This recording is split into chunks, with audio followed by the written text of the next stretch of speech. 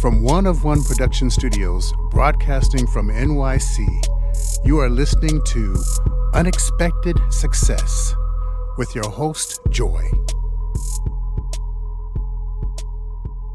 Hey guys, welcome back to another episode of Unexpected Success with your host, Joy. In the studio today, we have Leon Bailey. He is the CEO and founder of LeBe Group, and I guess which is a marketing and financing company for small businesses, which is awesome for our listeners, and also a real estate and investment holding. Good morning. Good morning, Joy. I'm so happy to have you here. Happy to be in the one-on-one studio today with you. It's a makeshift one, but we'll make do, right? Yeah, this is great. So I'm so happy we could do this. I had the pleasure of attending Hampton University with you. Absolutely. And it was a great experience. And you've been, since we've graduated, you've done so much. And I just wanted to catch up with you to kind of like figure out how you did it.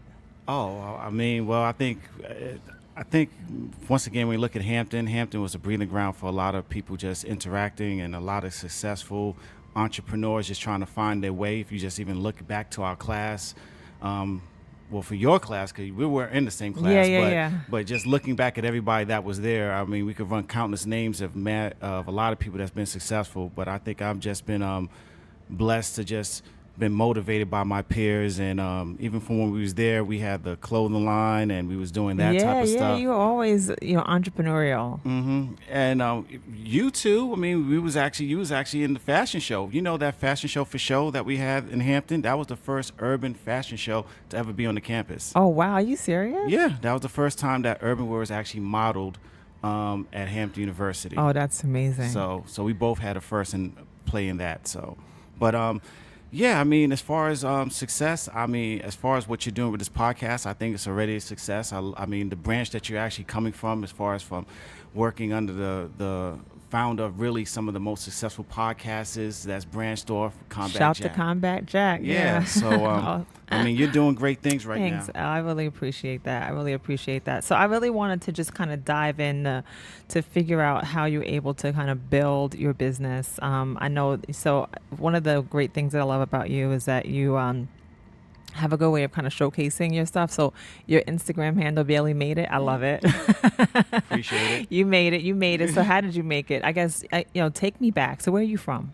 I'm from Harlem. Okay. Harlem, New York. Harlem World. Yeah, Harlem World. So I'm from on the west side, Riverside Drive, Broadway. From where I'm from, actually, everybody's already... You hear about it a lot in different people's rhymes and stuff. I've been to Broadway and all that other stuff. So Washington Heights. So I've seen a lot of people hustle and do a lot of things to make money. But my parents really kept me on the focus path on what I needed to do. And even those that were around me from my block, from where I'm at, Six Deuce, the building I'm from, they were actually more of saying, this is not for you. You need to stay focused. And really, when I say Bailey Made It, I am attributing, giving respect to the legacy of my last name, but really for all those that kept me on the path to stay focused, to be able to achieve the success that I am, because out there in them streets, it's very easy to get distracted and fall in the wrong direction. Right. And I'm sure we have so many examples of people who have kind of fallen in the wrong direction. So, I mean, obviously it takes a lot to, raise, to be, raised in a pretty like tough neighborhood and be able to kind of make your way out of it. But it also, you're supplied with the street smarts, right? To kind of have both, right? Absolutely. which is pretty invaluable, right? So tell me about your parents. Both of my parents are West Indian, Trinidad heritage. Okay. So, yeah. So when I look at it from that standpoint, especially what's going on in the world today with all this immigration stuff, it's kind of crazy. My parents actually both were in Trinidad, met in Trinidad, and then migrated to St. Thomas, where they worked for a bit, and then they came to the U.S., to the States. Okay. So when you look at, out of all the places to pick, well, mostly a lot of West Indians during that time came to New York, but as far as me being raised, I was in Harlem, so I'm a West Indian kid in Harlem. Right. Most West Indians were in like Brooklyn. Right. Of course, yeah. So now I'm a West Indian kid I'm raised in Harlem. I actually visited my cousins and family in Brooklyn on the weekends. And but it was great though, because it was all about family. It's all about love. When you coming up in the West Indian background, it's all about education. So my parents are really hard on me on the whole education piece. I talk to my son now about it. Like, my dad was very fluent. Like, he was bilingual. He spoke Beltish. Spoke Beltish. Okay. Well, if I didn't understand him, he spoke with the belt. Right. So, so he was very clear on where he wanted to get done. Right. So I didn't like him when he talked that language. So I just really stayed focused on doing everything I could do in school, and just trying to stay on the straight and narrow. My mom, her whole thing was really about making her proud. She would always say that you have younger cousins, you have nieces, and not nieces, but more like younger cousins that's looking up to you, because I was the oldest grandkid on her side. Right. So it was really more of setting the standard. So it really wasn't too much room for error, and I was the only child, so that's another thing. Right. So it wasn't like I have another sibling that this one mess up. It was all eggs on this back. So right. Which is good also, right? I mean, I feel like I know a lot of only children, and it's great, I'm sure, but I mean, obviously it's ups and downs, right? So either way. Absolutely. All right. So, and are your parents entrepreneurs? No, they're not. Okay. No, my dad was in retail, and my mom was a nurse. Okay. All right. But so you saw them work really hard. I saw the work really hard, but I saw that with my dad, I saw it up front, because my dad on the weekends, like on Sundays, if he didn't have the day off, he would take me to work with him, and he was managing the store. So I would see how he interacted with people. So that customer service piece, I really saw how he could engage and how he could, make people feel real comfortable. I got that from him. I did a little stint working in a hospital for a little bit during like a 1199 mentor program. And the hospital is really its own world.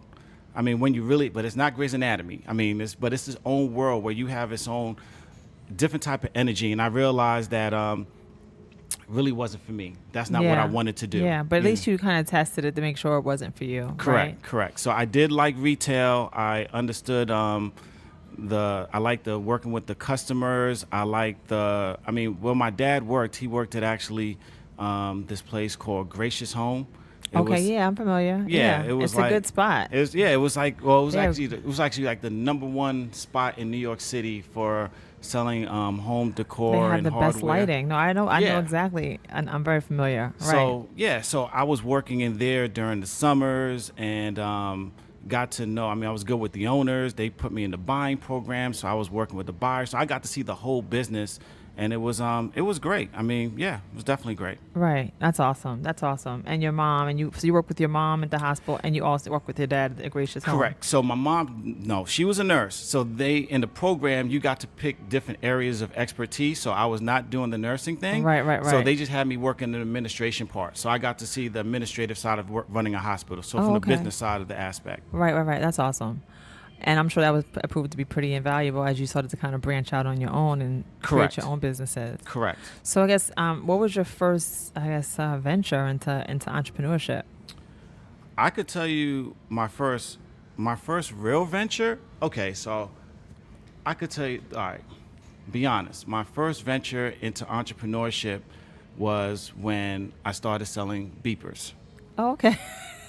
And I'm talking back in the days. I'm dating myself, but they had like the SkyTels. Yeah, of course. I had the clear one. Exactly. Right. So you had the SkyTels, and so my friend brother somehow came across some beepers. Right. And fell off the truck. Yeah. Literally. Right. And everybody was buying what they wanted. So it was like for the regular pages, I think it was like $5-10, and then for the SkyTels, it was like $20. Right. So I came back upstairs from my dad. He seen me like going through my little piggy bank when I was doing my newspaper route. He said, "What you doing?" I said, "I'm going downstairs because they selling beepers that, like you said, just fell off the truck." Right. And he said, "Well, how much you got?" I said, "I got 100." He said, "I'm gonna match 100." Oh, that's awesome. So he gave me so now I got 200, and I bought my inventory and went back to school. and came up. So I mean, and when I went to, and this was at high school. I mean, we went to Rice High School. So I mean, at that time, we had like, I mean, Rice was just one of those high schools that everybody that was in Harlem went to, and like Kareem Biggs from Rockefeller, he was there at the time. Zeke, he was in my class. I mean, a couple different people was there. So it was like when you come up with something like that, they're looking like, yeah, sure, you got beepers, got you, you know. So that was my first, and that's when I realized the difference between wholesale and retail, because when I went on the corner, I saw that those same beepers were going for like hundreds and hundreds of dollars for just one. And then I was getting them for this price. So when I went to school, I said, well, I ain't got to sell it for this high retail. I could bring it down a little bit. And then I could get loyal customers. Exactly. Well, it was a one and gun shoot, but it was just the fact that. Well, yeah, but I mean, ultimately, you know, it's people like, you can pay that in the store, but I have a source. Exactly. Right, and then people keep on like, you know, passing the word. Exactly. Which like, always works. Like he's like that kid got that work. So, right. You know, exactly. But once again, just hustling in a different way. You know, hustling, but it's legal. Exactly. Well, you know, legalish. Legalish. No one's gonna die from a beeper. Exactly. Right. Okay. All right, and you're not destroying any families. Okay, so you did that, and then how did you kind of progress from there? I would say the next big leap of my entrepreneurship phase is when I hit Hampton. Right. When I hit Hampton, that's when I partnered with my brothers, my tri-state fam. Shout out to Anensa. We started a clothing line, and that actually was, I would say, it took me around the world. I mean, quite honestly, the clothing line that we started was AG Global Apparel, aka Armageddon. It was on that time on campus. We had several other people that had clothing lines, and we were just trying to separate ourselves. And we actually we got into this store called In a Zone. It was by Coliseum. I love Coliseum. It. Zone, yeah. And Steve was a great guy, and he really liked our stuff. And he was like, you know what? You guys need to go to this place called the Magic Show if you're serious about this. Wow. And that's when I learned about what the Magic Show was. And for your listeners, the Magic Show is the biggest trade show at that time. It was the biggest trade show for urban clothing and just regular clothing, really. And we went out to the Magic Show, and I'm still in college. Seattle and Vegas. Yeah. and we paid the money and got a booth, but at that time we really couldn't afford, and because the industry at that time wasn't really embracing urban wear, we really couldn't afford a booth in the Magic Show. So that at that time they had what we call the Black Magic Show, which was like right across the street from the show. Right. That works. Yeah. So you're trying to get the buyers that are going to the main show. Yo, come check a look at over here. So we in there with all the old clothing lines, School of Hard Knocks, Maurice Malone, Carl Canard, Delinquent Wear, 10 Deep. Actually, shout out to Scott Sassio. He was our my man Gerald, who went to Hampton as well. Because we couldn't afford a booth on our own, we went partners on a booth. So we split a booth where we shared a booth. And I went out there and I sold that stuff like it was like we were just, you know, like it was like my life depended on it. That's awesome. That first show I think we did, and it wasn't we. I mean, it was really just me and Gerald that flew out there. So my whole team couldn't come out. Once again, college kids. We did about like $25,000. Wow. Yeah. That's impressive. Yeah, $25,000, little 2-day show, but met so many people. And when I was out there, one of the things that I do is that I always want to inspire, and I want to do stuff with my friends and family. So I document. So I'm out there and I'm videotaping the show. I'm letting everybody see who's coming in, you know, how these rappers and all these people are coming in and saying, yo, your stuff is dope. We like it. And, you know, I'm having them give shout outs. At that time, oh, that's amazing that you had that foresight, right? We didn't have camera phones. So we're doing this with a big VCR camera. Yeah, you know. No, I remember, right. So, and I taped it, and then I came back to Hampton, and I showed the crew. I showed Kurt, Daryl, JT, and everybody. Shout out to the crew. Yeah, shout out to the fam. And they were like, yo, we going. And they were like, and everybody felt like, okay, we're about to take this to the next level. Right. And The magic show, that was like, we went August, so the next magic show was February, and we came out deep. And it was totally different because when me and Gerald went, I mean, we was slumming. Like, we was in the worst hotel. Right. You're just making it, you're trying to see if you can make it. Just trying to get out there. Right. Trying to really get out there. But then when we finally came back with the crew, now we're living, we're in the hotels that are, where everybody else is in. We're in the mix. Yeah. We're in the mix. We got the party passes because of all the connects that we met for the last one. And now we have our own booth. And that actual show, we came back out with over 6 figures. Oh, wow. That's amazing. Yeah. So what I love is that the fearlessness, right? Like, you're like, okay, so I'm in the fashion business and I need to be at the Magic. So I'm going to Magic, right? And it's like not even like a thought. You're just like, I need to be here. I want to be successful.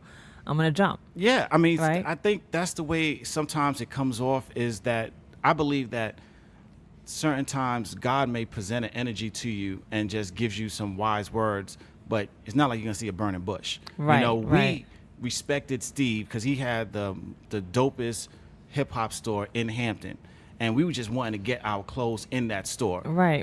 That separated us from a lot of the other lines that were on the campus. They didn't have their stuff actually in that store. But when he said, "Yo, I'm gonna do this, but if you guys want to take it to the next level, this is what you have to do." So it was like, okay, bet. Right. We're gonna do it. So That's dope.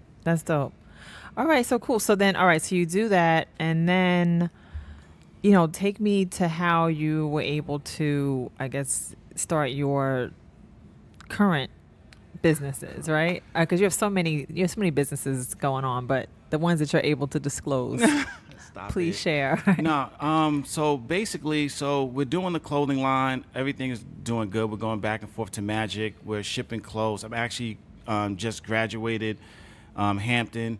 And what I decided to do now with my newfound success was I was encouraged by a female I was seeing that, hey, you should get your own place. At that point, everybody's roommates and stuff. Yeah, so of course, right. So, and I was like, get my own place. It's like, yeah, you can buy your own place. Because she saw what was going on as far as the books and everything like that.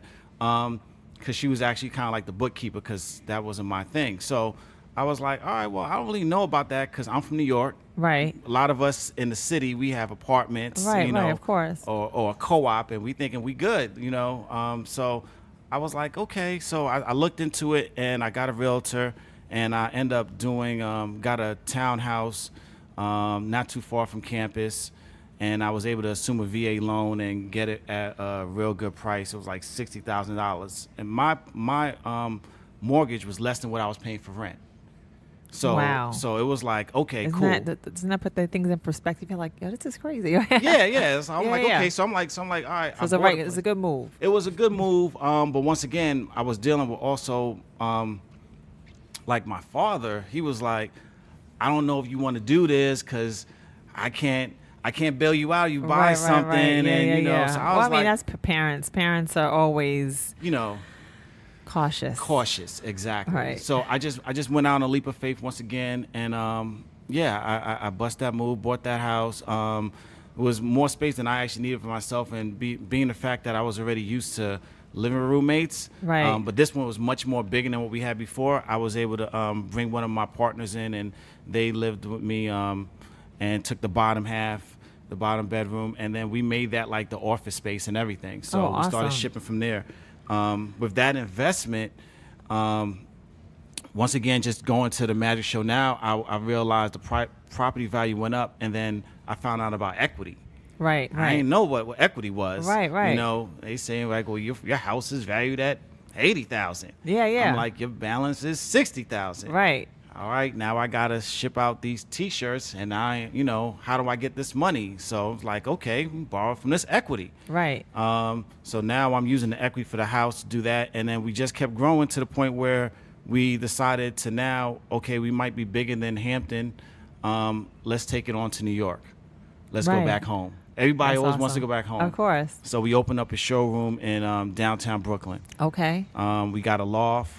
And so now we had the office in Virginia, and then we had the office in Brooklyn, and now we're doing Vibe Show, Magic Show, ASR, doing all these different shows, shipping stuff, and things were good. I mean, had actually friends moving up from different places. You know, I had Daryl he was running the Atlanta office.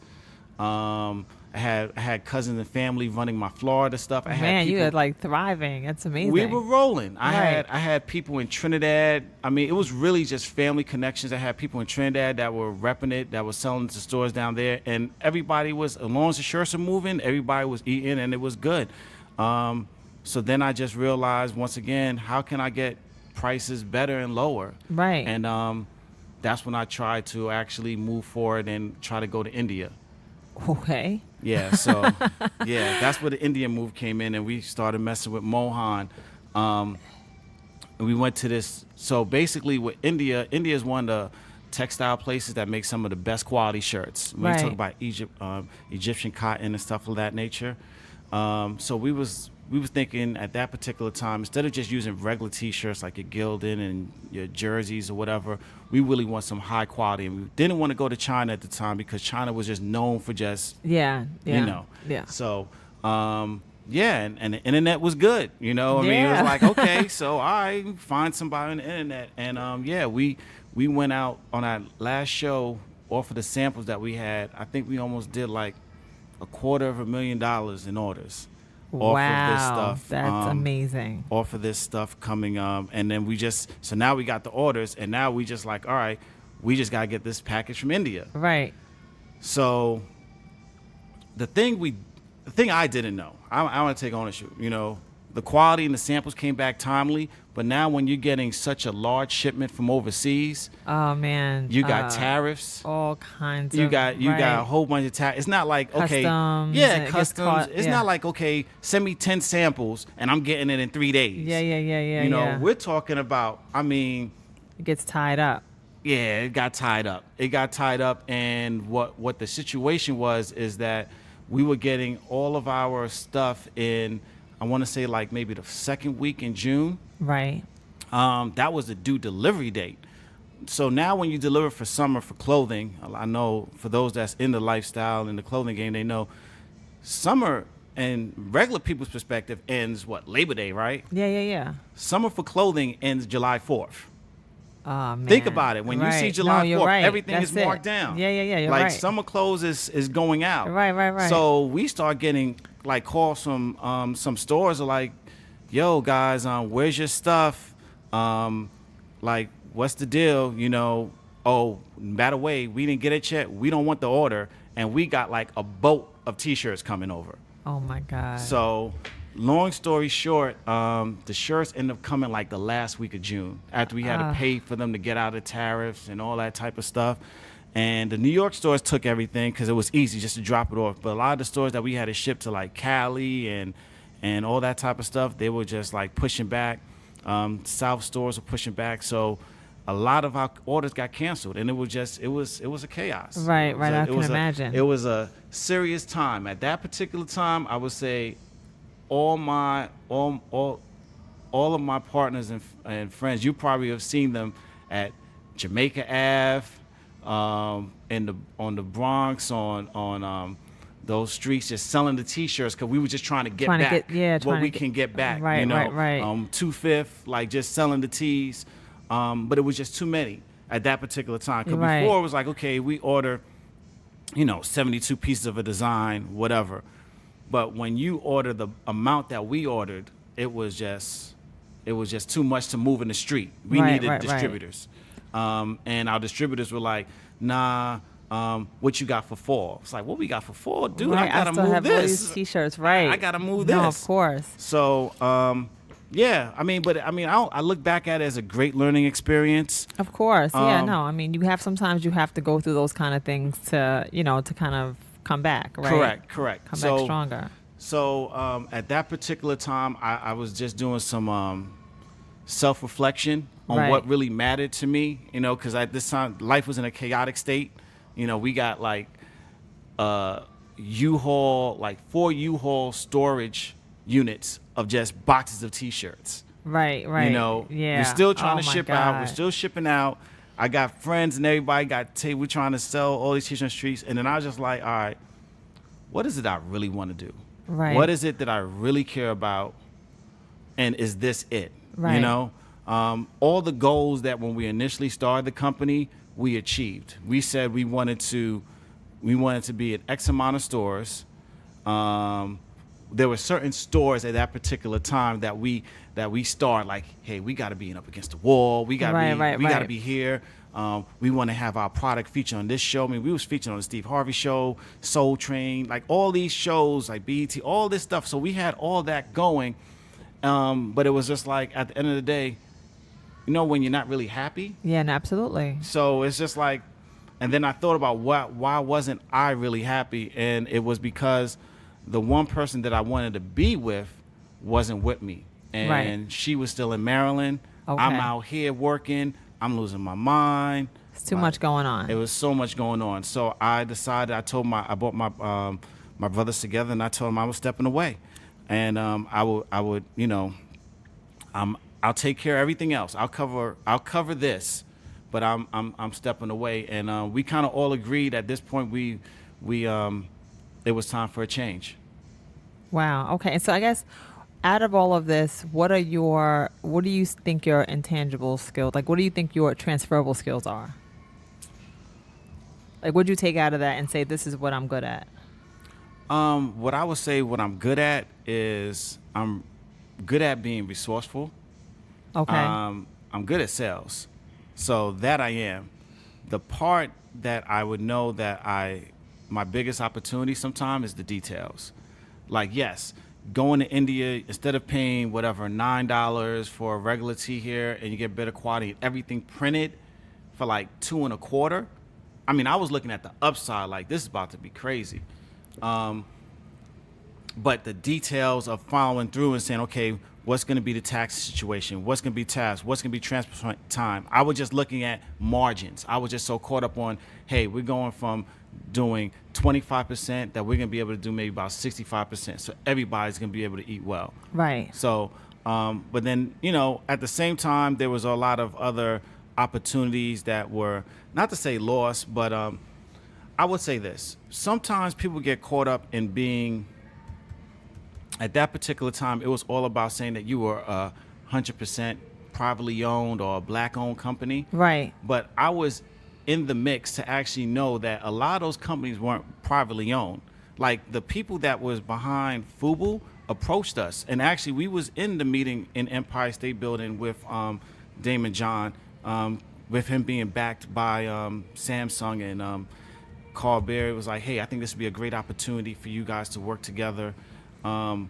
We had a lot of opportunities to do joint ventures, and then we probably kind of was like, nah, probably we're going to try to do this on our own. Except for the Damon. The Damon one we didn't walk away from. He actually gave us some great jewels and told us what we needed to work on. But he also was he hipped us to what was happening in the urban market. Right. Because he was just like, hey, he said, I like what you're doing. I like your stuff. He said, but this is the direction that's going. I just bought Coochie. I just bought Averex, and the urban thing, all these other lines. In two summers, it's gonna be gone. All these other people we watched, and sure enough, it was just like that. Like right. He had a different foresight, and once again, it's a different level of playing field when you have a different amount of money that's turning. So right. Yeah, so I would definitely say the partnership part. I would say I would have been more open in the past. Now looking back, I think the biggest thing that I've gained from that is that I'm more into teaming and forming collective partnerships instead of trying to do anything on your own, because there's a proverb that says many hands make light work. Right. You know, so trying to carry it on your own and do everything on your own, you know, yes, it can have great rewards, but it can have heavy losses as well. Right. Okay. No, that's a great one. That's a great one. All right. So we're going a little bit long. So what we'll do is we're going to stop this episode. And thanks, guys, for tuning in to another episode of Unexpected Success with me, your host. You can find us on iTunes, Spotify, iHeart, YouTube, and Podbean. Hit subscribe and leave a review once you've listened. We're going to go into part 2 shortly. This podcast was brought to you by 23DB Productions, ID Productions, and One of One Productions. For more information, go to Facebook and Instagram, Unexpected Success with Joy.